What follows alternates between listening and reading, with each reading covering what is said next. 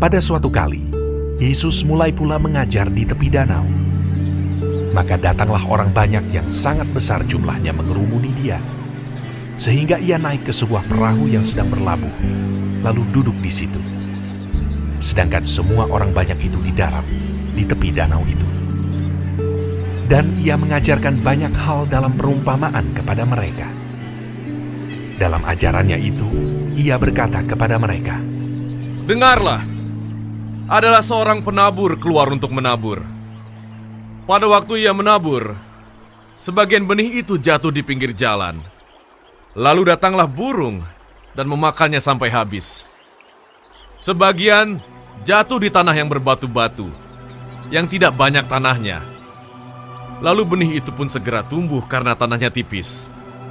Tetapi sesudah matahari terbit, layulah ia dan menjadi kering karena tidak berakar. Sebagian lagi jatuh di tengah semak duri. Lalu makin besarlah semak itu dan menghimpitnya sampai mati, sehingga ia tidak berbuah. Dan sebagian jatuh di tanah yang baik. Ia tumbuh dengan suburnya dan berbuah. Hasilnya ada yang 30 kali lipat, ada yang 60 kali lipat, ada yang 100 kali lipat." Dan katanya, Siapa mempunyai telinga untuk mendengar, hendaklah ia mendengar. ketika ia sendirian, pengikut-pengikutnya dan ke-12 murid itu menanyakan dia tentang perumpamaan itu. Jawabnya, "Kepadamu telah diberikan rahasia kerajaan Allah. Tetapi kepada orang-orang luar, segala sesuatu disampaikan dalam perumpamaan, supaya sekalipun melihat, mereka tidak menanggap. Sekalipun mendengar, mereka tidak mengerti, supaya mereka jangan berbalik dan mendapat ampun." lalu ia berkata kepada mereka, Tidakkah kamu mengerti perumpamaan ini? Kalau demikian, bagaimana kamu dapat memahami semua perumpamaan yang lain? Penabur itu menaburkan firman. Orang-orang yang di pinggir jalan, tempat firman itu ditaburkan, ialah mereka yang mendengar firman. Lalu datanglah iblis dan mengambil firman yang baru ditaburkan di dalam mereka. Demikian juga yang ditaburkan di tanah yang berbatu-batu. Ialah orang-orang yang mendengar firman itu dan segera menerimanya dengan gembira. Tetapi mereka tidak berakar dan tahan sebentar saja. Apabila kemudian datang penindasan atau penganiayaan karena firman itu, mereka segera murtad. Dan yang lain ialah yang ditaburkan di tengah semak duri. Itulah yang mendengar firman itu. Lalu kekhawatiran dunia ini dan tipu daya kekayaan dan keinginan-keinginan akan hal yang lain masuklah menghimpit firman itu sehingga tidak berbuah. Dan akhirnya yang ditaburkan di tanah yang baik ialah orang yang mendengar dan menyambut firman itu lalu berbuah.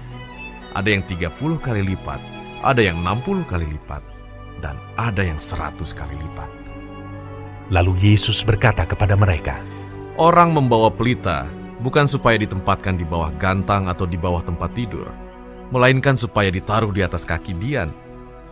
Sebab tidak ada sesuatu yang tersembunyi yang tidak akan dinyatakan, dan tidak ada sesuatu yang rahasia yang tidak akan tersingkap. Barang siapa mempunyai telinga untuk mendengar, hendaklah ia mendengar. lalu ia berkata lagi, Camkanlah apa yang kamu dengar. Ukuran yang kamu pakai untuk mengukur akan diukurkan kepadamu, dan di samping itu akan ditambah lagi kepadamu. Karena siapa yang mempunyai, kepadanya akan diberi. Tetapi siapa yang tidak mempunyai, apapun juga yang ada padanya akan diambil daripadanya. lalu kata Yesus, Beginilah hal kerajaan Allah itu. Seumpama orang yang menaburkan benih di tanah. Lalu pada malam hari ia tidur dan pada siang hari ia bangun. Dan benih itu mengeluarkan tunas dan tunas itu makin tinggi. Bagaimana terjadinya tidak diketahui orang itu. Bumi dengan sendirinya mengeluarkan buah. Mula-mula tangkainya, lalu bulirnya, kemudian butir-butir yang penuh isinya dalam bulir itu. Apabila buah itu sudah cukup masak, orang itu segera menyabit, sebab musim menuai sudah tiba. katanya lagi, Dengan apa hendak kita membandingkan kerajaan Allah itu? Atau dengan perumpamaan manakah hendaknya kita menggambarkannya? Hal kerajaan itu seumpama biji sesawi yang ditaburkan di tanah. Memang, biji itu yang paling kecil daripada segala jenis benih yang ada di bumi. Tetapi apabila ia ditaburkan, ia tumbuh dan menjadi lebih besar daripada segala sayuran yang lain dan mengeluarkan cabang-cabang yang besar, sehingga burung-burung di udara dapat bersarang dalam naungannya. Dalam banyak perumpamaan yang semacam itu, ia memberitakan firman kepada mereka sesuai dengan pengertian mereka. Dan tanpa perumpamaan, ia tidak berkata-kata kepada mereka. Tetapi kepada murid-muridnya, ia menguraikan segala sesuatu secara tersendiri.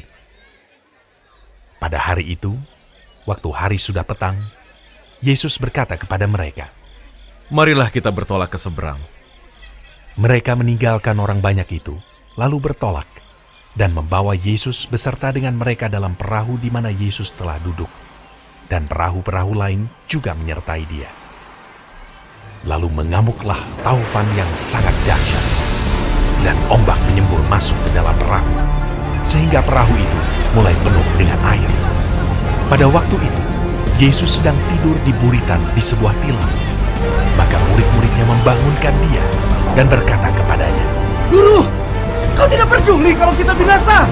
Ia pun bangun, menghardik angin itu, dan berkata kepada danau itu, "Diam! Tenanglah!" Lalu angin itu reda, dan danau itu menjadi teduh sekali. Lalu ia berkata kepada mereka, "Mengapa kamu begitu takut? Mengapa kamu tidak percaya?"